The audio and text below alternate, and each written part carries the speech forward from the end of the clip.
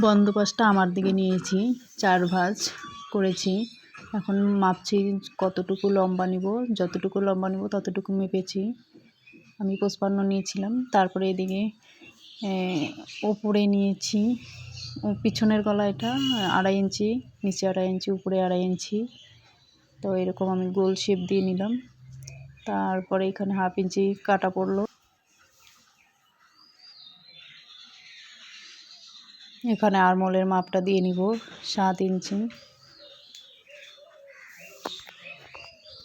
36-এর ছাতি তো 9, এদিকে 4 ভাগ করলে 9 হবে। এই পাশ থেকে লম্বা হবে 1.5 ইঞ্চি, সাতের থেকে ধরবো আমি 10.5 নিলাম। ছাতি যত হয়েছে তত নিব, 10.5 নিয়ে নিলাম। আমার হয়েছে 10.5।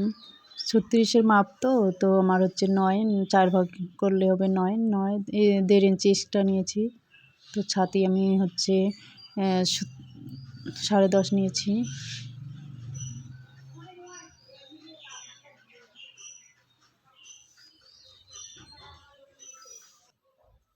ছাতির যত নিয়েছি তার থেকে 1 ইঞ্চি কম নিব কোমরের মাপটা।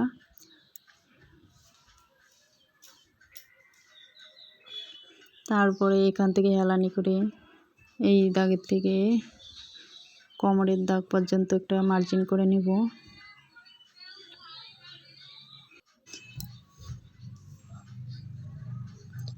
তারপরে আরমোলের যে কোণাটা আছে ওখান থেকে 1 ইঞ্চি উপরে মার্জিন করে গোল করে একটা শেপ দিয়ে নিব মোহরির মাপটা। তারপরে কোমরের মাপের থেকে আমি একদম নিচে যতখানি মাপ হয়েছে ততখানি একটা মার্জিন করে নেব কোণাকোণি, একদম এখান থেকে যা হয়েছে ততখানি ওখান থেকে নিয়ে নিলাম।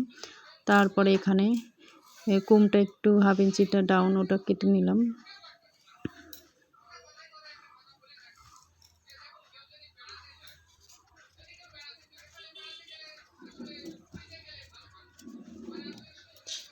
সারা বডিটাই কেটে নিব এখন।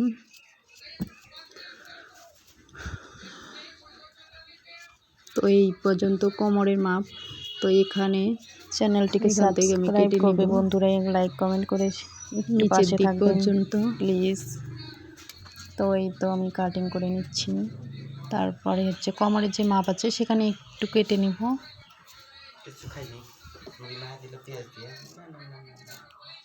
ঘাড়টা এরকম করেই, গলাটা এদিকে এরকম করেই কেটে নিলাম। বন্ধ ছিল তাই এটা খুলে দিয়ে নিলাম।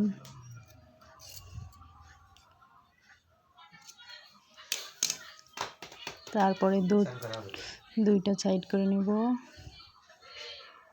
কারণ আমি সামন গলা ভি গলা দিয়ে নিব, তো ওই জন্য পিছনে আলাদা করে নেব।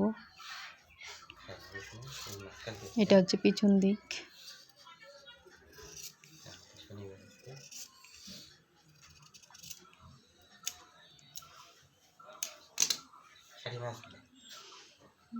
তো হচ্ছে এটা হচ্ছে সামন পাট। আমি হচ্ছে 7 ইঞ্চি নিচে নিয়েছি, আর এখানে উপরে 2.5 ইঞ্চি মানে কাঁধটা।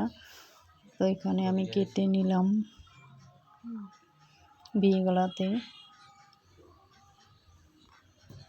গলা করে কেটে নিলাম। তারপরে এটা হচ্ছে পিছন পাট। তো পিছন পাটটা আমি হচ্ছে কেটে নিব আলাদা করে মেপে নিব আবার। এটাকে দেখলাম ঠিকঠাক হয় কিনা।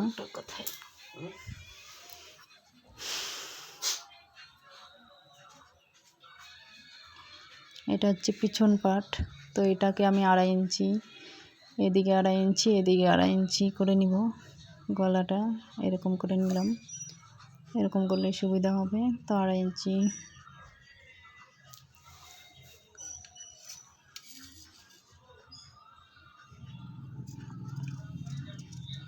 একটা শেপ দিয়ে নিব।